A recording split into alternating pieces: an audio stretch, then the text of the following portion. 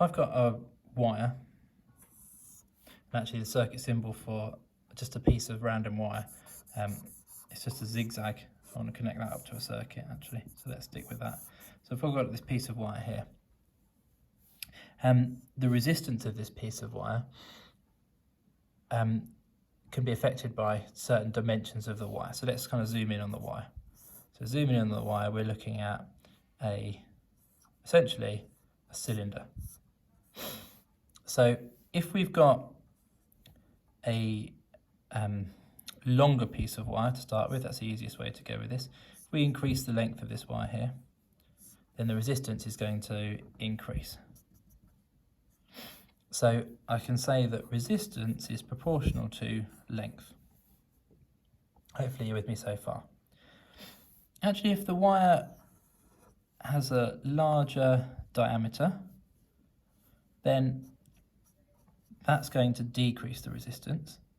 So I can say that resistance, and it's not just diameter actually, if I were to make this maybe a square or any kind of way in which I can increase this area, that's going to affect resistance, right? Even if it's not a cylinder anymore, even if I put like a lump on the end, that's going to decrease resistance.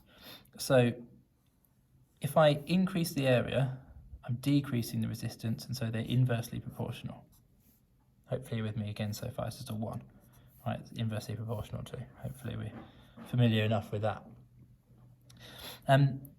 So I can say then that the resistance, we put these two things together, the resistance is proportional to the length divided by the area. Right, hopefully that's fairly straightforward. I'm just going to write that back up here. And if I want to get rid of this proportional to sign and put an equal sign instead, then we know from maths that you're going to put in a constant, aren't you? If we put in a k in here, we'd have a k in every single equation basically that we've got. We're going to put in a Greek rho, which hopefully we're familiar with from density. Just make sure that your rho doesn't look like a p, so you know the difference. And we can end up then with this equation that resistance is equal to this constant times the length divided by the area. Now this constant's got a name, it's called the resistivity. And it's different for different metals. So copper has a lower resistivity than steel, for instance. And that, I think we can appreciate that different metals will conduct electricity differently. And so that's where that kind of property feeds in. So each metal or conductor has got a different resistivity. So we've got this equation for resistivity.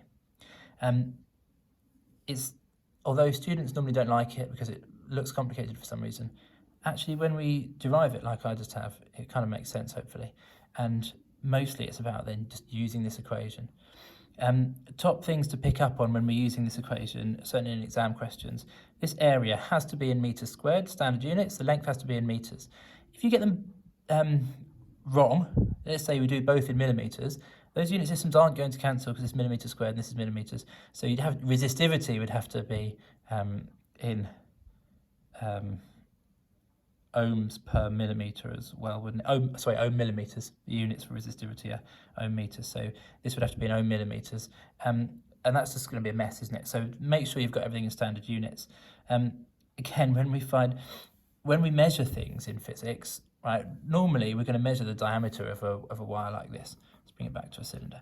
Normally we measure the diameter because it's a lot easier than measuring the radius. But quite often in here, students put pi r squared and then confuse the d and the r. So again, make sure that you're thinking about what you're doing, please. This area, pi d squared over 4 is what I would put in there, but it's up to you. As long as you get it right, you can calculate that whatever way you kind of like. Okay, so we're just going to use this then to have a go at both the flipped around physics worksheet and some exam questions. Next lesson, we're going to measure the resistivity of your nichrome. So if you use the nichrome for your waves lesson, you're going to need to, and you kind of messed it up, you like screwed it up in a ball or something at the end because you thought you were finished with it, you are going to need to get some more nichrome. I'll send a link to how you can get some more nichrome. Hopefully no one has messed up their nichrome, but I haven't got time to drive around giving everybody spare bits of nichrome, so I'll just send you a link to how you can get some more if you have messed up your piece of nichrome. Thanks everyone.